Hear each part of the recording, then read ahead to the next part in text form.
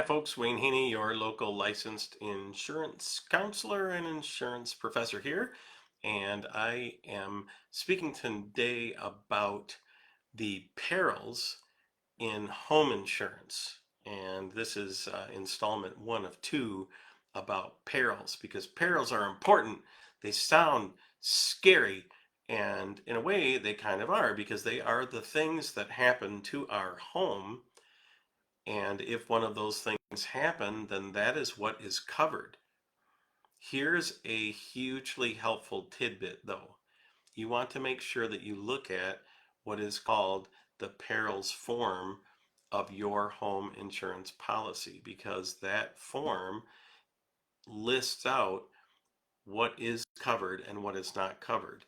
And often people will look at the coverage total on their home and think, oh, I've got $250,000 of coverage, or I've got $500,000 of coverage, or $4 million of coverage, or whatever it is. And those are certainly important elements to look at in your home insurance policy, but none of that coverage limit matters if the thing that happened to your home is not a covered peril.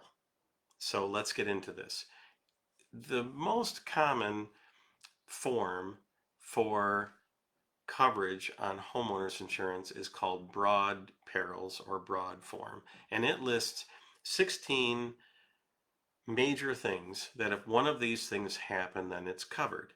And in Michigan, it is most of the things that you might think of that would affect, or create major damage on a home. Things like fire or lightning, wind or hail, explosion, um, smoke, theft.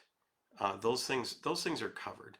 So, the short way of thinking about that is most things that have to do with a storm, um, or have to do with a fire, those are going to be covered perils on a broad perils form.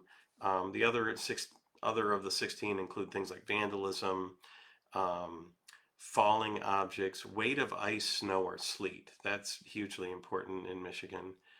And sudden and accidental tearing apart, cracking, burning, or bulging of a steam or hot water heating system. So, pipes that burst, those are covered typically under broad perils forms. And pipes that freeze, as long as you've kept heat in the house, those are covered.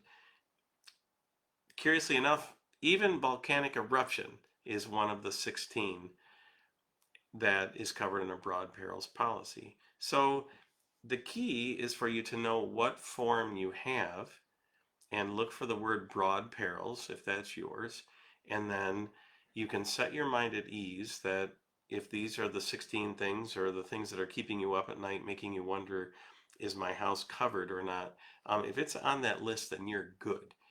If it's not on that list, then tune in to the next installment, which will be about special perils, which goes one significant step further. Thank you so much for listening in. As always, if you have questions or comments, you can reach out to me, Wayne Haney, licensed insurance counselor.